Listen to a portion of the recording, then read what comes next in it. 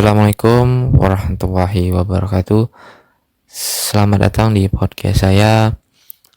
Saya ucapkan terima kasih bagi kawan-kawan yang telah mendengarkan episode-episode sebelumnya dari podcast saya.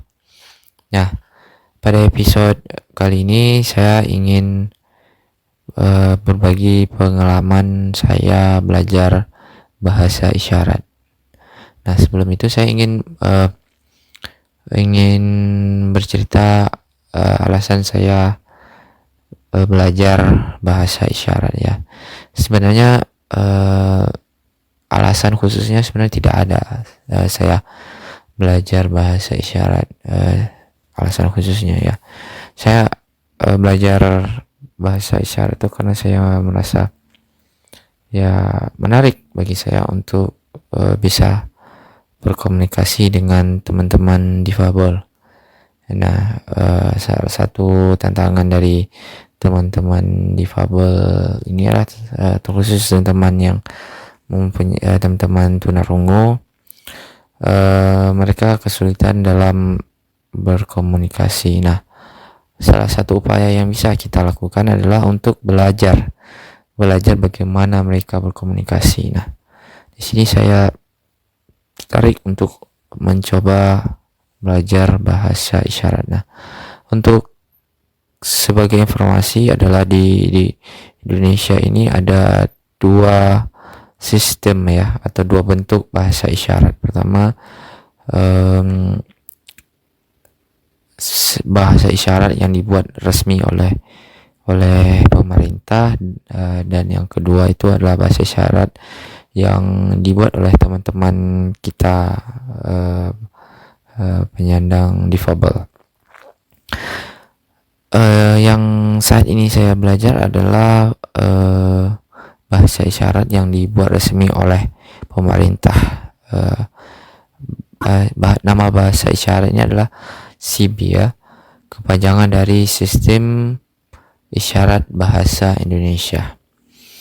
Nah, tentu saya masih belajar bahasa isyarat ini hanya baru beberapa minggu, dan saat ini saya sudah hafal beberapa kata, ya gerakan tangan untuk beberapa kata, dan tentu saja yang paling dasar untuk belajar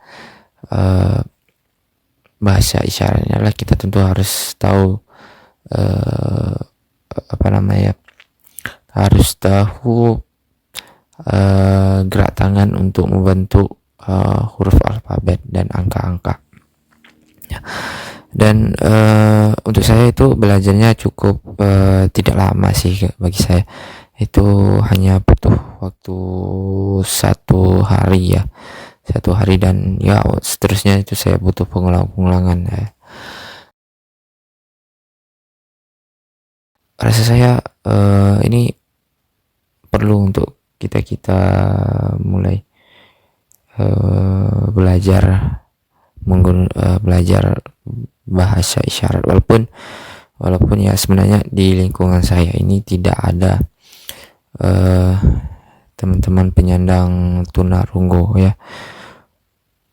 Nah, walaupun begitu saya mempersiapkan ya, mungkin suatu saat nanti saya bertemu atau berkomunikasi mungkin ya, bertemu dengan teman-teman tunarungu suatu saat nanti ya, dan saya sudah punya basicnya itu, dan ya tentu saya yakin bahwa teman-teman kita ini akan merasa bahagia jika melihat kita bisa berkomunikasi menggunakan bahasa isyarat. Nah, itu salah satu bentuk upaya kita untuk